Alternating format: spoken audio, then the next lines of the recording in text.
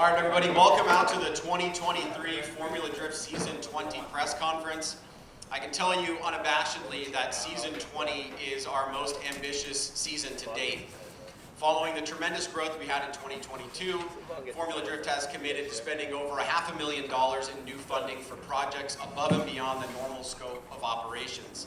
Funding for new prize money, an improved graphics and scoring package for the live stream, a weekly podcast, the creation of the Formula Drift Hall of Fame, a digital collectibles platform, and the much anticipated live telemetry data that will not only be featured in the live stream, but also part of a consumer-based application that will have that plus live in-car feeds, archival footage, and members-only exclusive access to special features.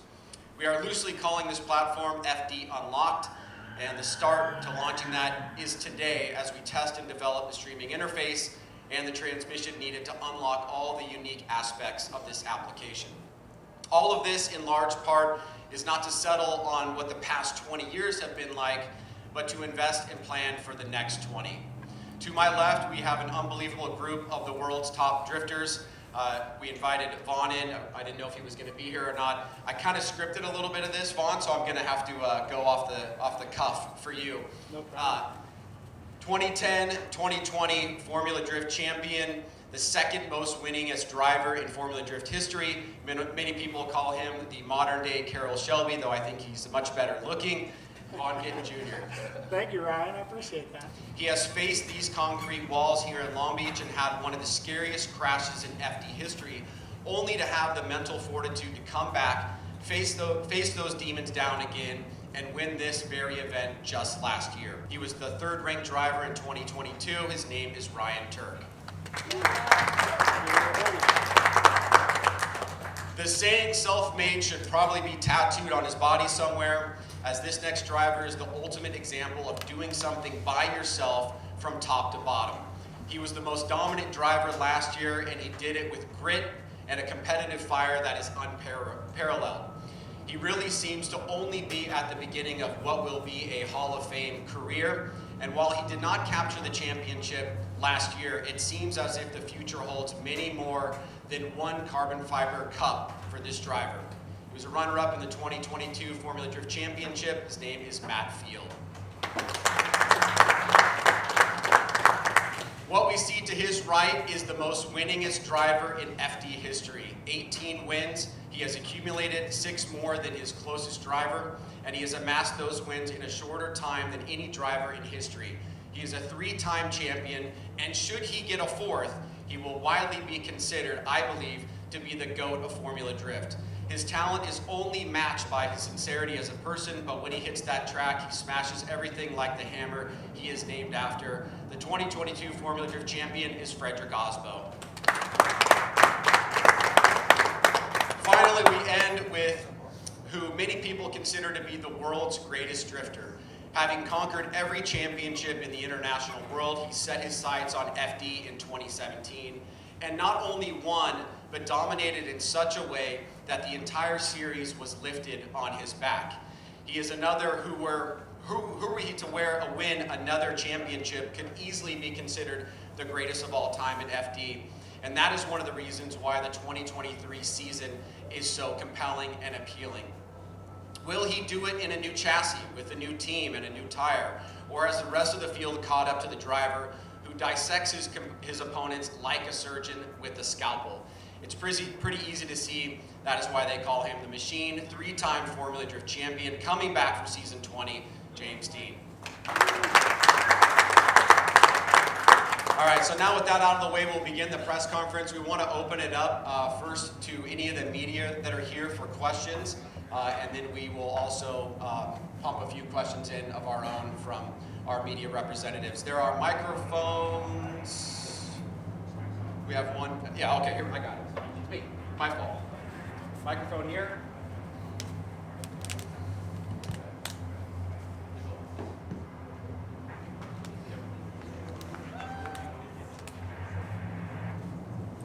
So anybody that wants to do a question, now would be the time for that. Otherwise, we'll jump in and kind of curate it a little bit.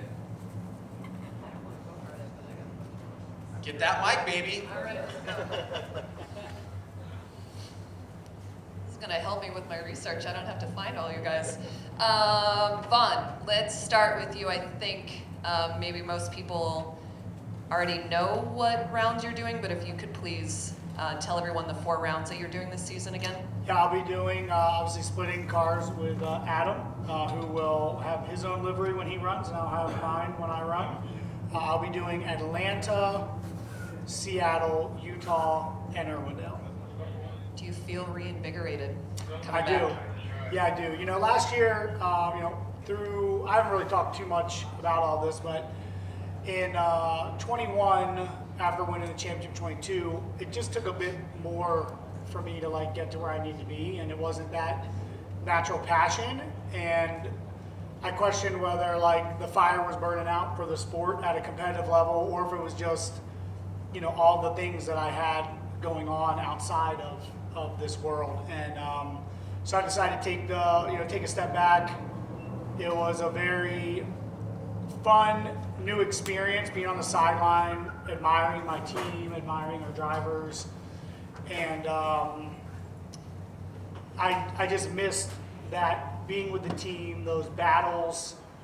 And this sport is a very special sport, and it brings like so much out in you and those around you, and I missed that. And so I was able to, probably towards the end of last year, just start thinking about how I could come back and get some of that without the commitment required to earn a championship, because I just don't have that capacity right now. And Adam and I were kind of on the same wavelength of time abilities, and so we made the arrangements to be able to split a car. And the mindset of the team is, Chelsea and James are here to do the best they can and chase a championship, and Adam and I are here to enjoy FD and fulfill some personal goals of still being in the sport that we enjoy. And so that's why I made the decision to come back. And I'm really pumped. I got some great time with the family and got to answer some questions that I had of myself of like, can I be a good father and husband and still do all the things that I dream to do? And I found that answer, and I'm excited to be back and compete with some of the best drivers in the world in the sport of drifting. And it's just an incredible sport, and I didn't think I'd be back this soon, but I let my heart and fun be my compass, and so here I am. I love that. I feel like with this sport, it grows in leaps and bounds, and especially in competitiveness. Do you feel at a disadvantage for taking a year off? No, because it's not like I was just sitting on the couch. I've been nonstop driving still, and Chelsea and I talk all the time, and I'm very in the loop of what's going on. I did a test when I was testing when James came out and tested for the first time with us. I just did a test, prior, and it's like my opinion is that I haven't missed a beat. We'll see what happens when I get on the track with Chelsea and or Frederick. But for me, it's just like it's been like riding a bike, and I can see how you could get rusty though, because everything is progressing so fast. But no, I feel like it's ready to rock. Awesome. Chelsea, last year it felt like you were going to drive within the parameters of what the judges were expecting, and it got to an event where you just said, you know what, forget it, I'm going to drive like I know how to drive, and we saw that raw style. What is the plan for 2023? What's the strategy? Yeah, for me, it's really, obviously there's a lot of mental stability and mental understanding of what the sport is, and it is really what you make it, I think. I think that I'm a super competitive person, and I really enjoy competition, but over that, more than anything, I enjoy drifting. And I feel like the only way to drive with the best people in the world is to be here at FD. So my outlook is like, yo, it'd be sick if I could get all these dudes and go shred all the time every weekend and do whatever, but FD allows that to happen for all of us. So that's why I'm here and focused on enjoying it and driving with the best. Yeah. Now with the car, do you feel like you and the car are just one? It does exactly what you want it to do all the time? I mean, these cars are gnarly, Yeah. so I feel like for the most part they do what they are told. But, if you're not at your 100% all the time, if you come and drive at 98%, some of these cars, that last 2%, it'll let you know you're not on it. So definitely got to be focused and put the car exactly where you want and adapt to what the lead car driver's doing, adapt to the track changing. There's a lot. saying I'm one with the car, I feel like I'm really comfortable in it. But you know, every once in a while, it gets me. Right. Ryan Turk, last year, the winner of this event. How much, I know the track stays the same, but how much change do the strategies have from year to year, and can you repeat what you did last year? Yeah, I definitely think last year is repeatable. As long as I can keep myself out of trouble and drive at the level I was at last year, there should be no problem making, going through rounds. The car is phenomenal. We made small tweaks to better it this year. Nothing major, so it's still going to be, a big threat on track. And as far as the track is concerned, like we just go through the same kind of methodical plan throughout the day and try to adjust to the track if it is changing. It all depends on the weather conditions and temperature and everything. So it's usually a play-by-day situation to dial the car in, and hopefully you just keep nailing it and keep going rounds. Hell yeah. Can you talk about what some of the small changes were that you made to the car? I'd rather not. Yeah, tell us. Do tell us, Ryan. More driver comfort than anything. Yeah, got it. Okay, Matt frickin' Field, how's it going? Pretty damn good, right? Yeah. So vice champion last year, coming into this year, what did you learn from last year that you can apply to this season? I think the biggest learning experience is that we are in the position we're in because we put in the work. I tell you honestly, every round, every battle that we win, I'd be like, well, all right, I guess we're on the right path. I guess we're on the right path. And you never know if you're on the right path until it's been the end of the year, you have time to reflect. But it's been 2 pretty good years, and I think that we're heading in the direction that we need to. And just like anything, there's changes, and we're prepared to take them head on and have a good time doing it, keep our heads down, drink some beer, win some battles.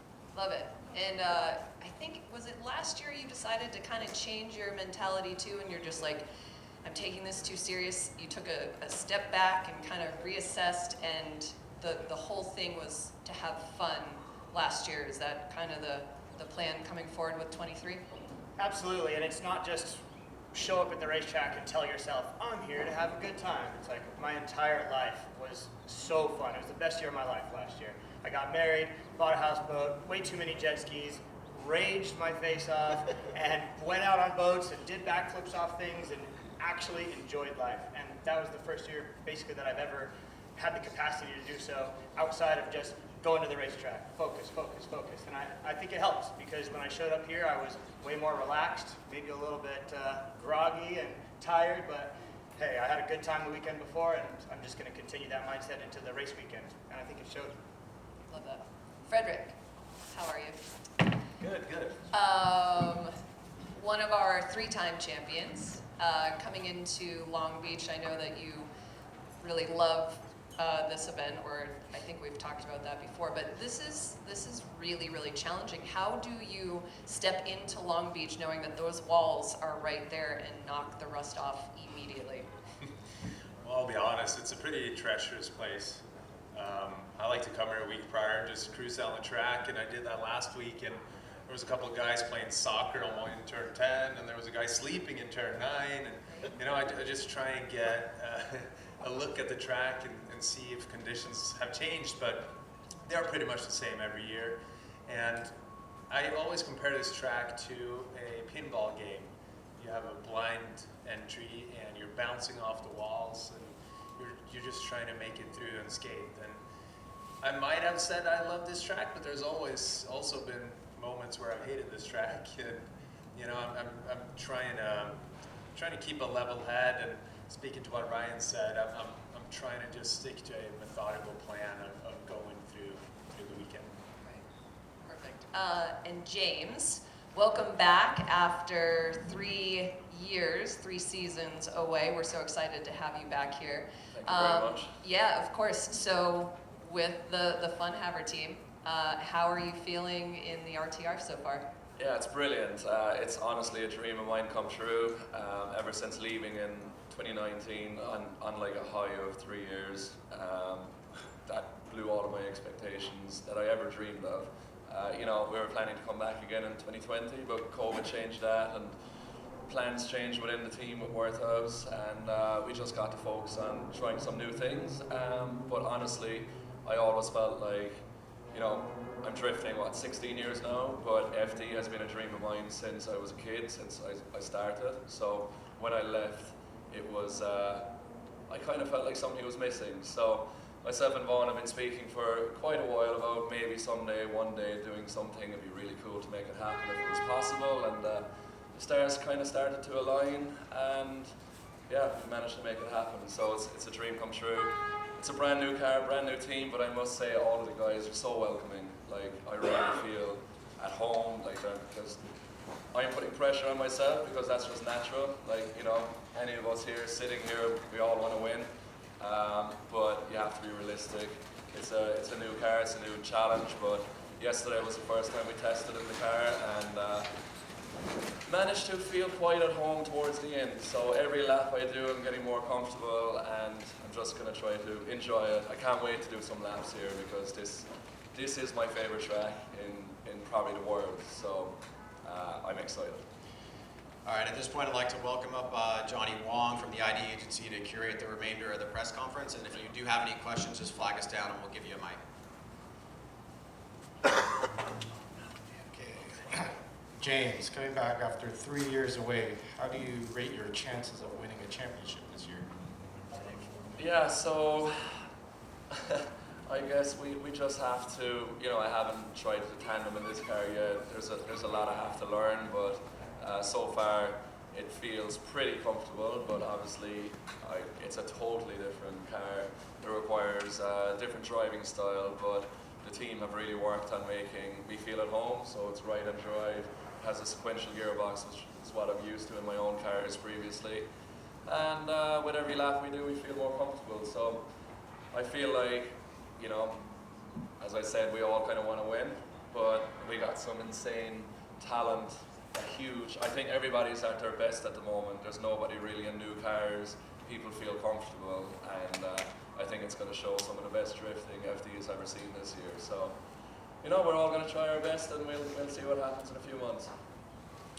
Frederick, many people commented during James's three-peat that your driving skill elevated and matched his in many moments. Does that resonate with you? And do you think the series and yourself have progressed during James's absence? Do you think he's ready to take on the 2023 Pro class? I definitely think that when James and Peter came in, it elevated the whole sport, and it was almost like a wind of change. You know, more aggressive tandem. I think it trained all of the rest of us. I've competed with James in Europe before, and I knew what he could do. But I think it was a great era of FD, and when the pandemic hit and everything kind of slowed down, I think the progression of cars especially continued. The driving, I think a lot of drivers have progressively gotten better, but some not. And I felt like I was stale for a while there. I really needed to kind of step out of my box and get better. And 2021, I think that all worked out. I'm pretty proud of the progression we made into 21. Last year felt a little stale again, so we'll see if James can whip me back in shape this year.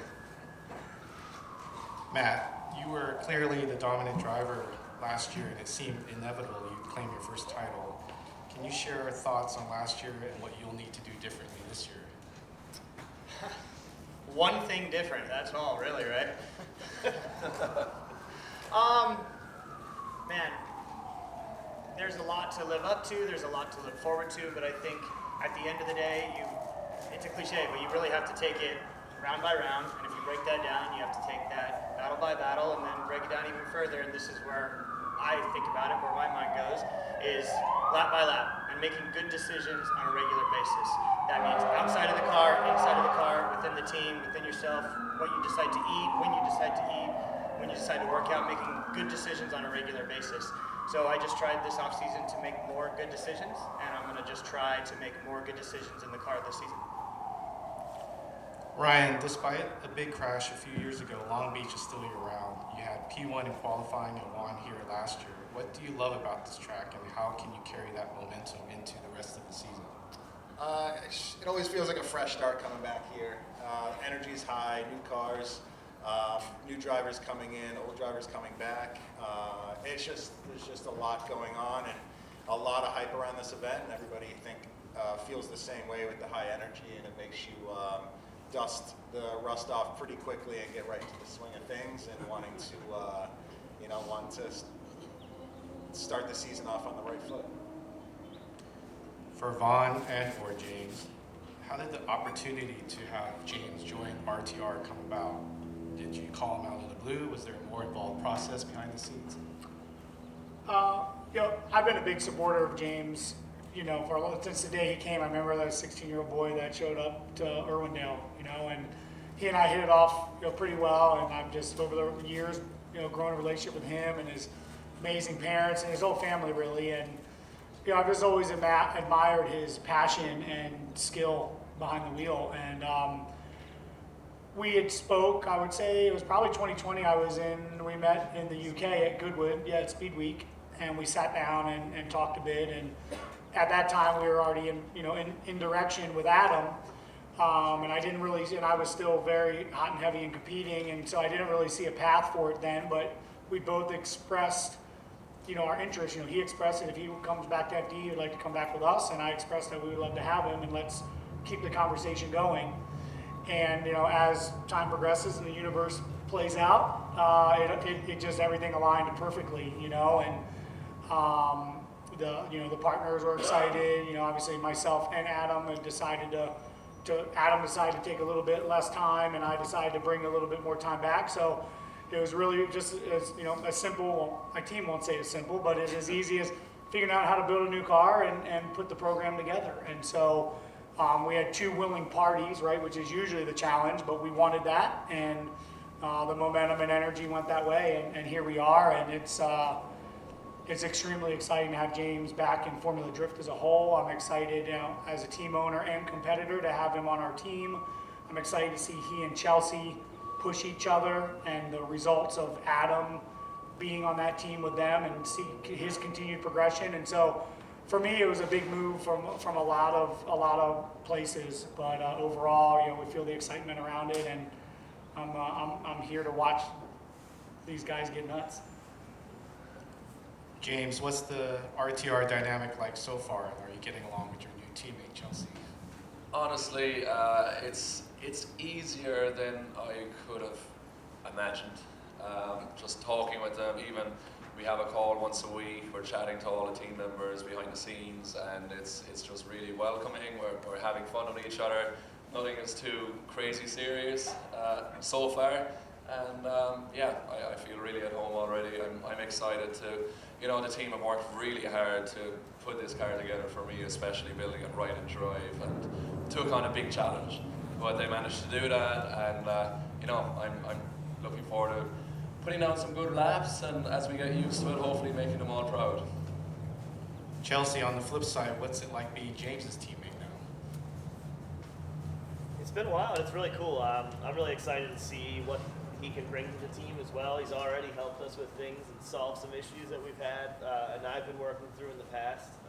James is undoubtedly a machine, obviously, with his name, but he's a machine on track. I've seen him adjust this car already in the 2 test days, one in left-hand drive, one in right-hand drive. And even the left-hand drive car, I was like, at first, I'm like, this car is very different. It's going to have to adapt to it. And by lap 3, I'm like, we're good. We have something to work with. And every lap, we got better and better. And he's super fun to hang out with. I have a great time. Like, we getting dinner and chatting and kind of bullshitting and enjoying it. And I can tell, like, he has that passion with the sport, and he's been doing it on his own with his own program. And I'm really excited to see what he can bring to this one. Matt, as a longtime Falcon driver, how did the off-season changes affect your planning, and what, if anything, is different with how the team is set up this year versus last? Yeah, I found out probably a day before everyone else found out, so it was definitely a surprise for me. I know that the Falcon guys behind the scenes have been working so hard to prevent this, but it's kind of always been an option, always been a possibility. We were year to year for a lot of years because I'm sure this was kind of going on internally. So when I found out, I hit the ground running for sure.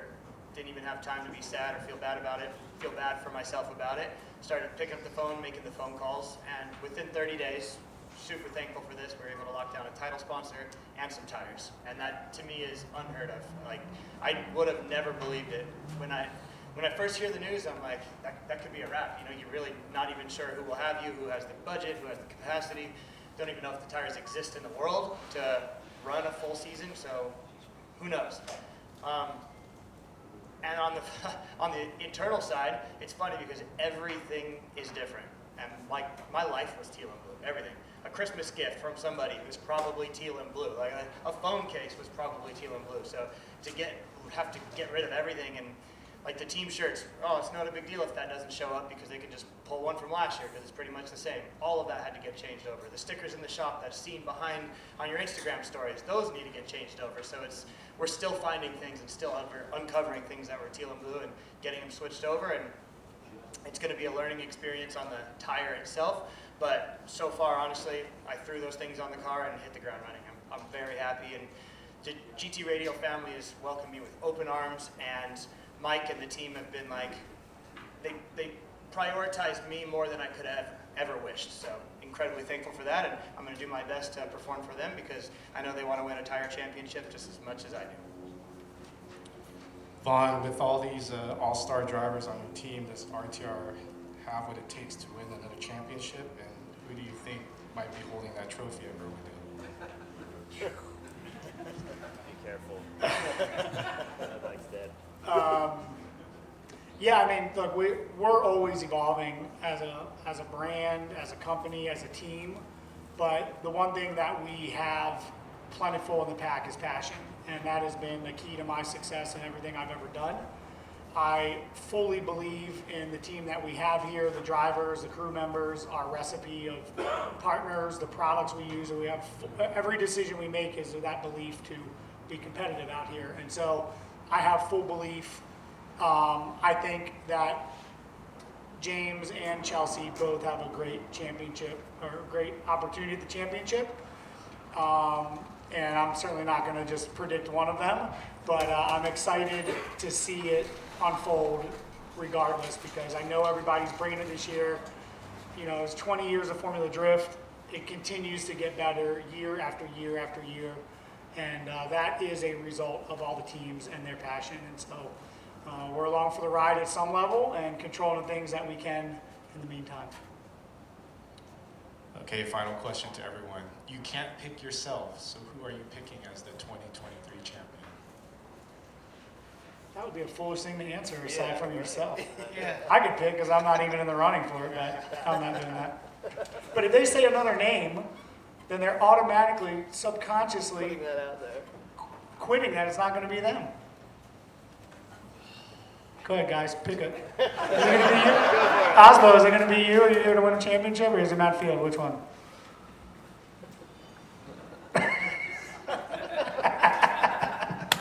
Jonathan Castro. There you go. That's okay. I like that. Your teammate.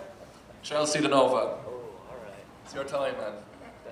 I like that. I'm going Jeff Jones. Who's next on? Hey! This is a good one. Yeah. I'm not going to answer. Nice. Yeah. I feel like I shouldn't answer this question. I agree. I totally agree. But like I said before, the reason I come and I drive this is because all of us could be a champion. Everyone here rips. I would say 5, 6, 7 years ago, half the field ripped and half the field didn't. And now the entire field rips. I don't pull next to anybody and I'm like questioning what I'm about to do. Like I'm ready to just run doors and have some fun. Are there any other questions from the media before we close out? Last chance. All right, well, we want to thank all the teams and media for joining us here today at the press conference, and especially to the teams over here, the drivers. You guys really are the foundation of the sport. We appreciate all your efforts in pushing it forward, and enjoy the show this weekend. It's going to be a banger. Thank you. Hey, Ryan, one last thing. Thank you and your team for all that you're doing this year. I believe you guys are taking risks that you've never taken. I believe the sport needs it, and I think it's incredible that you guys are pushing as hard as you are. So thank you. I know it's not easy. Thanks, man. Appreciate that. Thank you, guys.